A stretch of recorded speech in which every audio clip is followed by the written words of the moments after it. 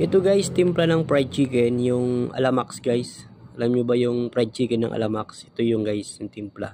Yan guys, una maglagay tayo ng patis, kalamansi, luya, laurel, then turmeric powder, then star anise.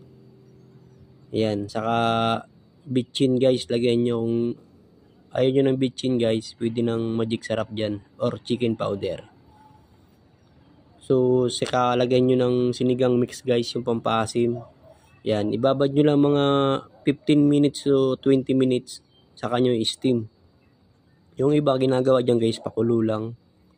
Sinasama lahat yung rekado niya sa pakulo. Ang gagawin ko dyan guys, steam lang para iwas lasak. Yan, steam nyo lang ng mga 45 minutes to 1 hour guys. Pwede na yan. Kaya kung may natutunan ka sa video na to, huwag mo naman kalimutan mag-follow, like, comment, and share para like kang updated sa mga ina-upload ko dito sa Facebook. Ayan guys, salamat sa panonood. Huwag kalimutang i-share. Thank you.